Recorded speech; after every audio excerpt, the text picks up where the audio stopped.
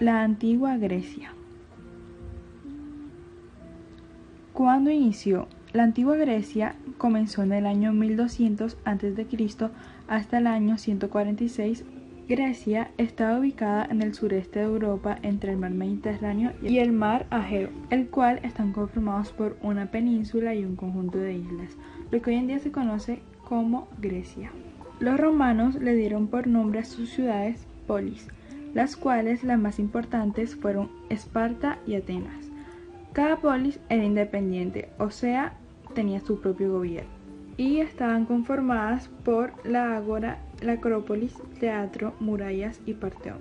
Para los romanos, la inteligencia y el conocimiento eran súper importantes, por eso no solo nacieron filósofos, también nacieron matemáticos, como lo fue Pitágoras, y que gracias a eso trataron de aplicar la geometría a las construcciones. El Imperio Romano, el cual fue fundado hace más de 2000 años, a partir del año 27 a.C. hasta el año 476 d.C. Roma se formó a partir de la unión de algunos pueblos a la orilla del río Tíber en lo que se conoce hoy en día como Italia. El ejército romano se encargaba de conquistar nuevos territorios, lo cual los llevó a expandirse grandemente, ocupando todos los territorios desde el mar Mediterráneo del este al oeste. La sociedad de los romanos se dividía entre los patricios, la cual lo encabezaban los pleyes y los esclavos. En la ciudad romana encontramos que habían murallas, calles empedradas, calzados y acueductos.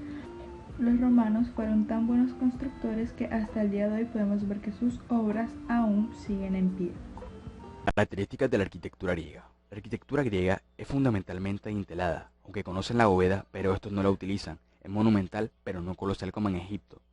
El material utilizado para la creación de estas obras es fundamentalmente la piedra, y dentro de ellas el mármol, el cual es el preferido por estos.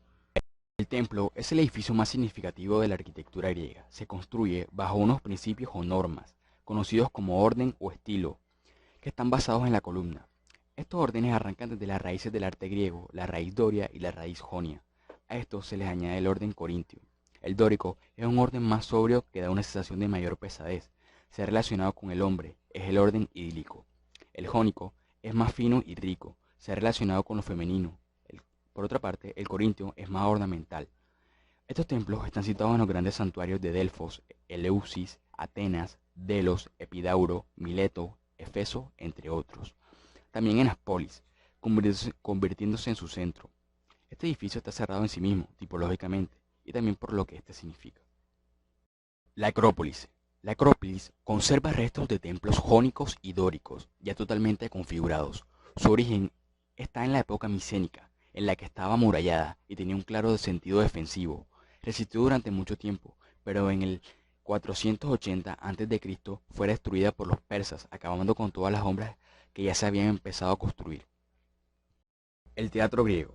El desarrollo del espectáculo se daba un espacio al aire libre llamado orchestra, en el que se ejecutaban una gran variedad de espectáculos artísticos como danza, recitados y piezas musicales, así como eventos cívicos y religiosos.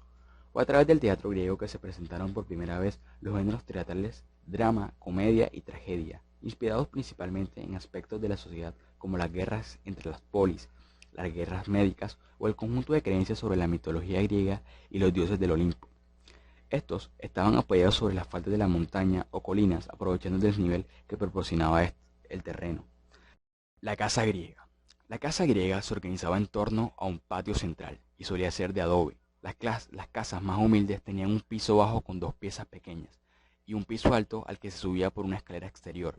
Su techo era plano y el suelo era de madera o barro. La arquitectura romana es una arquitectura caracterizada por la monumentalidad, no solo por el espacio que ocupa, sino también por su significado. Es una arquitectura utilitaria, práctica, funcional, y por esto también es porque tiene una propia estructura de Estado. Aparecen nuevas construcciones con un gran desarrollo de la arquitectura civil y militar, basílicas, temas, etc. Es una arquitectura dinámica como consecuencia del empleo de algunos elementos constructivos como el arco y la bóveda. Los materiales utilizados son muy variados, como la piedra corta en sillares regulares y dispuesta de soga y tizón, hormigón, ladrillo, mampuesto y madera, Cuando el material era pobre, se solía revestir con estucado, placas de mármol o con otra ornamentación de mosaicos o pintura. En las tipologías encontramos los monasterios, las iglesias y las murallas. Aparecen las guirnaldas y los bucráneos como elementos decorativos. También en la arquitectura romana se utilizó la superposición del mismo vano del arco y del dintel, además de la cúpula, la bóveda de crucería, entre otras. En las plantas más utilizadas fueron la cruz latina y la basílica. En los órdenes podemos encontrar el orden toscano. Principalmente eran los 3 órdenes griegos, pero luego se implementó el orden toscano y luego el maravilloso orden compuesto. También fue muy frecuente la superposición de órdenes y edificios muy altos. Características del espacio público en Grecia. Entre ellos encontramos el Ágora, que es la plaza central utilizada como mercado y zona de reuniones políticas y sociales. En ella se ubican las estoas. Aparte de eso, existen otros que son los teatros. La Acrópolis era literalmente una ciudad alta y estaba presente en la mayoría de las ciudades griegas, con una doble función, defensiva y como sede de los principales lugares de culto. La de Atenas está situada sobre una cima que se alza 156 metros sobre el nivel del mar. Encontramos el Partenón, que es un templo períptero, lo que significa que está completamente rodeado por columnas. También es un templo octástilo, es decir, que tiene una fachada con 8 columnas. Y por último, decimos que es un templo anfipróstilo, porque cuenta con 2 pórticos, uno en cada extremo del edificio. Los teatros eran construidos en laderas al aire y con frecuencia podían albergar la presencia a más de 18.000 espectadores. Tenían una forma semicircular con hileras de asientos escalonados de piedra que eran colocados a su alrededor. Los estadios griegos estaban destinados a espectáculos de carácter deportivo. Contaban con una estructura alargada con gradas que solían estar apoyadas en la falda de una colina. Aunque no siempre era así, las gradas de estos edificios eran alargadas, no muy altas, y eran accesibles a través de la parte interior. Características del espacio público en Roma. Entre ellos encontramos el Coliseo romano, que como todos los anfiteatros tenía forma ovalada y gradas para que el público pudiera ver bien las representaciones. En él habían asiento para 55.000 personas. El mejor sitio, la tribuna, se reservaba para el emperador y su familia, mientras que en los demás espectadores se sentaban según su nivel de riqueza e importancia. A los pobres les tocaba en la parte más alta, que lógicamente era el sitio donde se veía peor.